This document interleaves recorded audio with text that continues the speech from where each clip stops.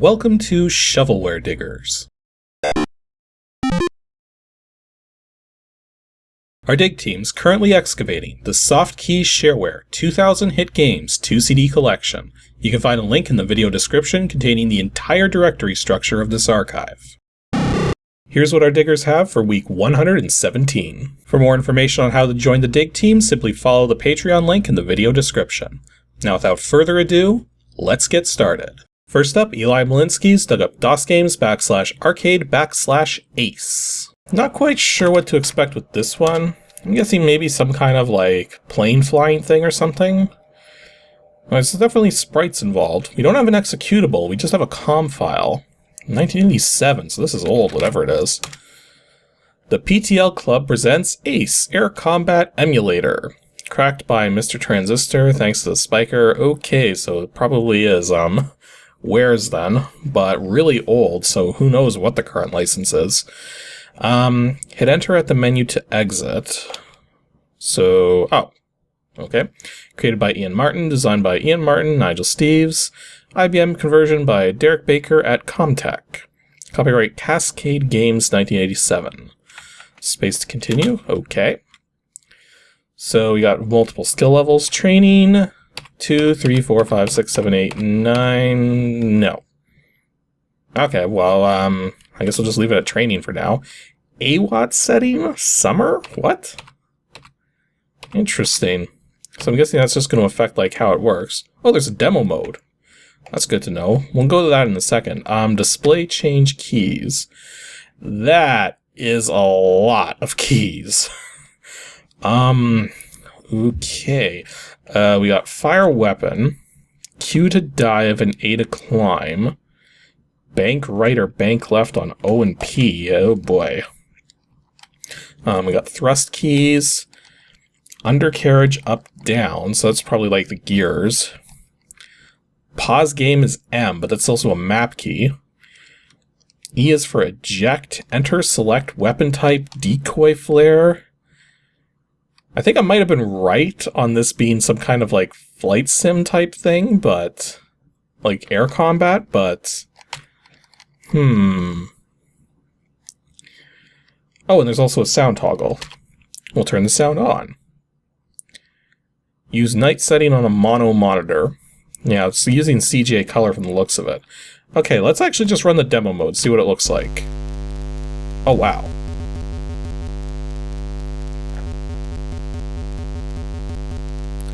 So, you know, I think I have actually seen this before. A very early flight sim type thing, but combat based. So yeah, it looks like you have thrust at the side there and fuel, altitude, velocity. It's firing cannon shots. You are watching Air Combat Emulator from Cascade Games Limited. Is that all it's gonna say? Suddenly night. And we're under attack. Where does it actually show you how much damage you've taken? Whoops. It's so hard to... because I want to hit enter to go through stuff, right? Okay, so sound was 0. Okay, so let's try it now. So, multi-roll, air superiority, naval attack, or ground attack. Well, we can do multi-roll. So, increase the thrust.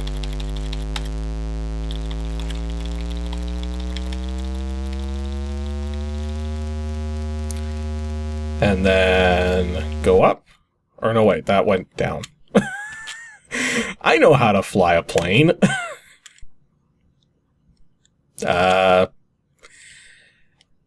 Until no, don't... well, actually, that shouldn't have done anything. When you think about it. If you pull back on the yoke to climb, but you don't have enough speed because you're stationary on the runway, that shouldn't actually do anything. So let's try this again. I don't know how much velocity we need to get off the ground. Is 200 enough?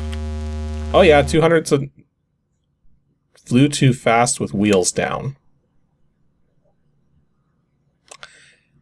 Okay. I have some altitude. Let's put the wheels up. Wheels are up.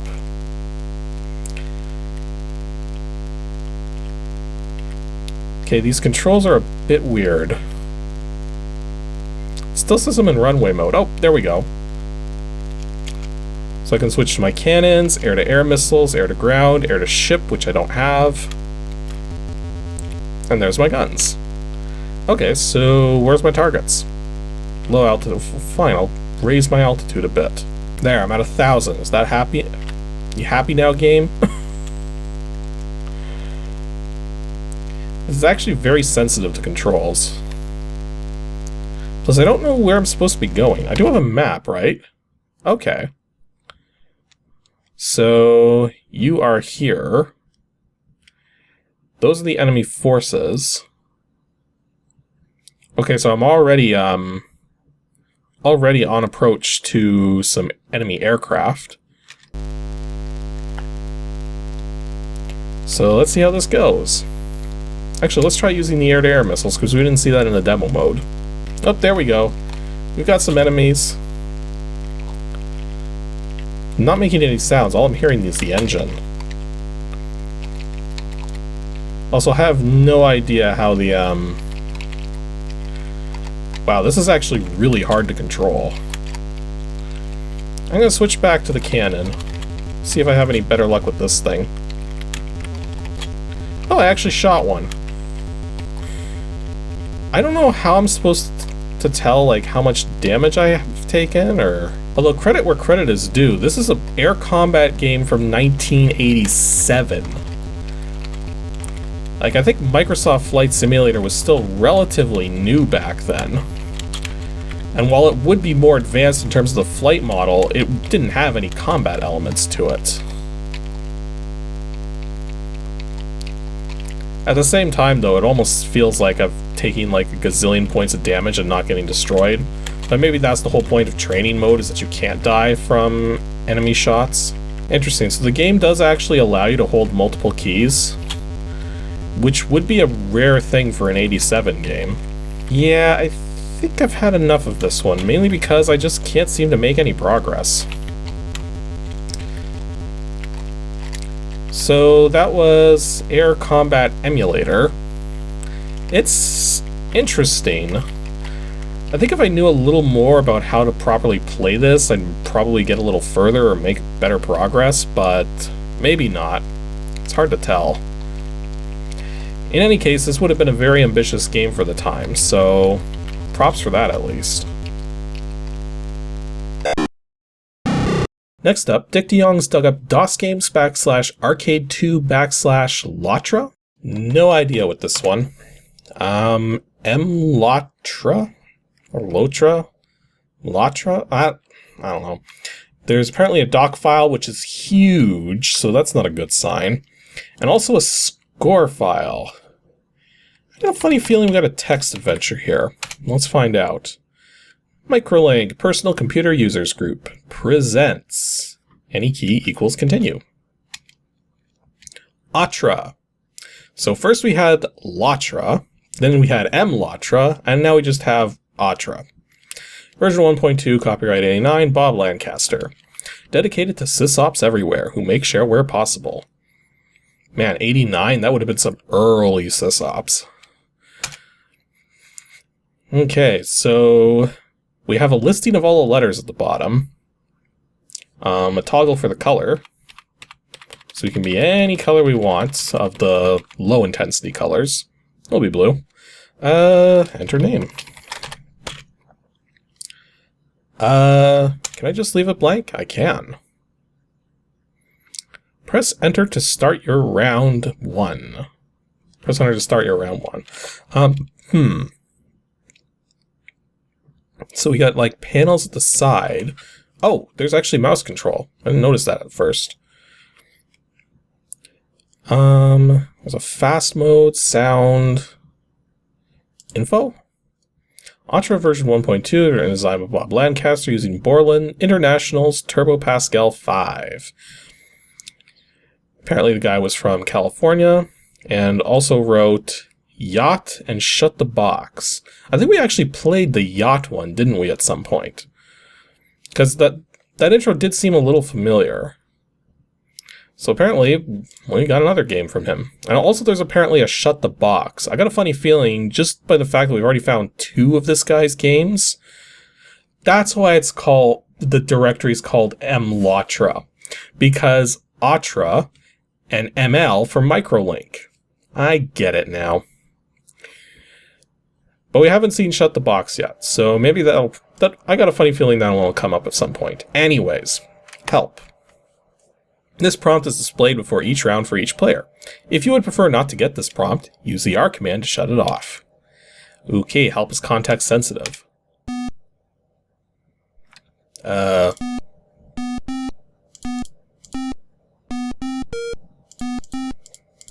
This is Simon.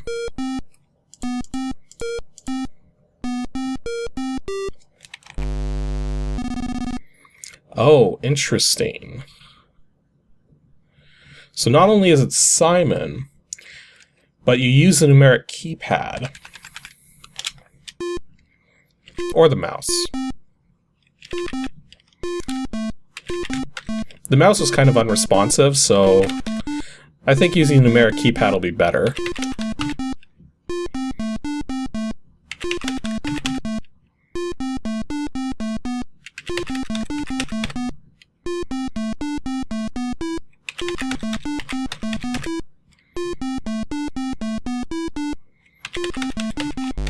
Whoops, I accidentally hit it twice. So yeah, it's basically just a 9-dot version of Simon.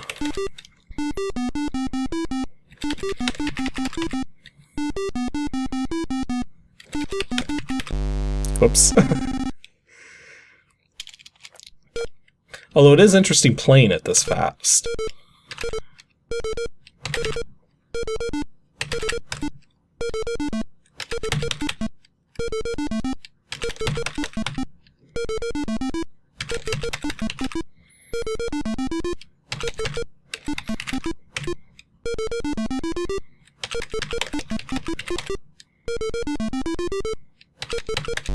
Whoops. Although it seemed to be getting more points per round there. Whoever played this particular download of the game just called themselves me in 1992, and apparently don't know Simon, or don't know it very well. Although it did actually have, it had a multiplayer mode too, didn't it? So if I set play again, same players, is it just going to be the same? So I'm looking at the bottom here to see what other options we've got. There's an Ultra-Vez option? Oh, just in case you miss the sequence, you can actually give yourself 1 extra chance. But only for 1 round. Numbered panels. Oh, so you can number them if you want to. Yeah, we don't need to have the numbers on. It's a fast mode. Fast mode is off? I'm a little worried what fast mode actually does then. One thing I will say, most of the time when I encounter this kind of Simon type thing in a game like this, it's usually done in a way that makes it more approachable for players. But this has been done to be like the real Simon game, as in go fast, lots of symbols to go through. It's kind of refreshing to see a Simon game that actually does have like the full intensity behind it. And I didn't do so as well that time. So anyways, that was LOTRA. That's actually not a bad version of Simon. But now I'm kind of curious why the doc file was 12 freaking kilobytes big when this doesn't need a 12 kilobyte doc file. Like, really? Let me quickly look that up here. Oh, I did find out it has a boss key, though. Let's, actually see what the boss key does. That is the worst DOS prompt ever. Anybody Okay, so I don't know how many people know this about old versions of DOS, but by default, in the earliest versions of DOS, it would only show you the drive letter as the prompt. And you could actually use a special command called prompt to change what the prompt would be. And so when hard drives started getting introduced and directory structures became more common, what you would end up seeing is a differing prompt that would actually include the colon, backslash, and the directory structure that you're in. So what you're seeing right now is the old style that was the default for the longest, for at least until hard drives became normal, where you don't get that, because typically you wouldn't put a directory structure on a disk unless you really needed to for some reason. But here's the thing. If you see a C with the prompt like that, chances are whoever did that doesn't know how to computer. So... Oh, hang on. This actually does stuff. How do I actually get back to the game? No, really, how do I actually get back to the game? It says here, to return to the game, key OK at the phony DOS prompt. There you go. Also, according to the documentation, the game is pretty much freeware, but the author says that if you can afford to, send a small $5 donation and he won't argue. So, yeah, that's actually not a bad version of Simon. It's probably one of the better ones I've seen. And our last dig for today comes from Michael Madsen. WinGames /puzzle3 /WINCRYPT. I think I might know what this game is. WINCRYPT. I'm going to help file, file id.dis, readme.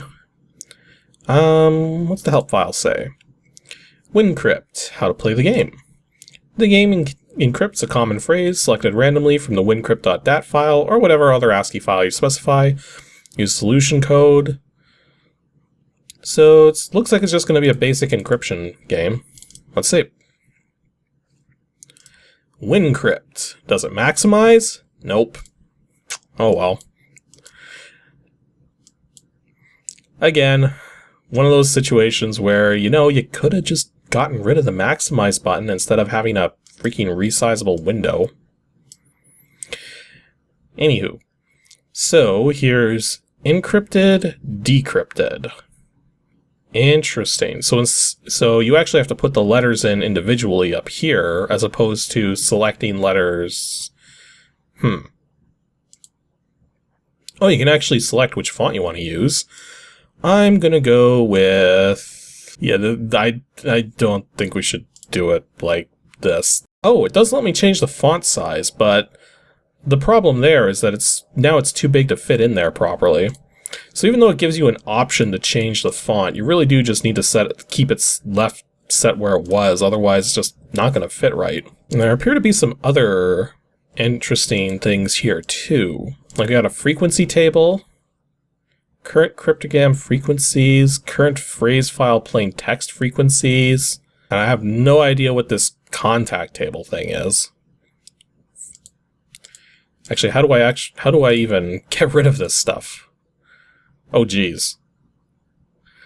It's doing like a lot of math type stuff. I just want to go back to playing. Okay, there we go. Okay, so I'm guessing you just click to the letter you want to change and change it. So that K there's only really two letters that could be, either A or I. So we're going to say it's I. Given the fact that we've got these two words here that are just 3 letters long but start with whatever this K letter is, I've got a funny feeling it's actually going to be an A. Well, let's pretend N is R and T is E. Like, maybe. Although, look at the pattern of letters it created here. I'm trying to think if I know any words with R-E-A in the middle and then 2 other letters on the sides there. I guess it could be cream. But a sentence that begins with a cream? I don't think that would be it. Let's see, if we set Z to D and P to M, somehow this doesn't look right. Okay, I just noticed something there. with the big word there, it ends with two letters that also come right before it. I'm trying to think, there's this particular situation where that does happen with words. I think this word here is rearranging. So that would mean, where's the letters here? Whatever I set to T there, which is the H here, would be N. Whatever that I set to D should be G. And then W would be I. Now that changed my dream there to Greem. So I don't think that M is right. No, that's got to be great. So that would mean P would be T. A great hand, maybe? I'm trying to think of what word would have AN in the middle of it there. So I for H and R for D? No, I don't think that's right, just because of the fact that the only thing I could think of for putting there is an I where the D is, but I've already used I. This word right here might be when. So the F might be W, and D might be H. So yeah, it seems like I've got this pretty well, except a lot of this is all very similar wording. So there's two words here, I don't have a clue what they are. Ooh, this is people. So G is P, and E is O. Great many people think they are thinking when they are merely rearranging their pre-something.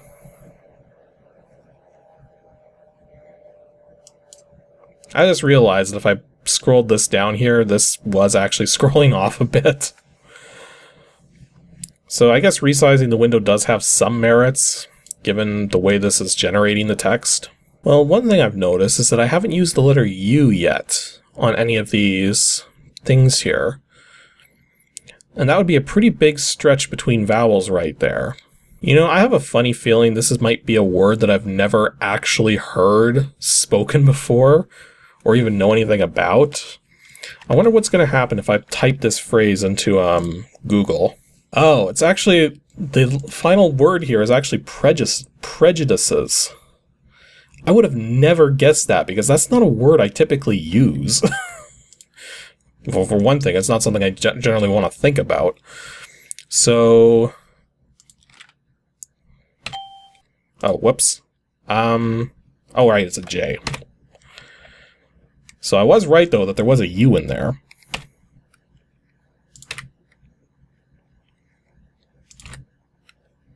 And yeah, this is actually not a phrase I've ever heard before. Also, it really likes its exclamation marks, apparently. You wish to try another? Only just to see what it is. Well, this one has an apostrophe. But yeah, that was WINCRYPT. That does the job. I wonder how much this guy wanted for it. Made by Tony Anderson in '93. From... I always forget what GA is. The reason I always forget what GA is because it makes me think of Gainsborough, but Gainsborough is here in Canada, so... Georgia, duh. I don't know why I forget that. As I said, I keep associating it with a place here in my country as opposed to the US, and that's why I get it confused. But in any case, he only wanted $5 for it, and quite frankly, it's not that bad for $5.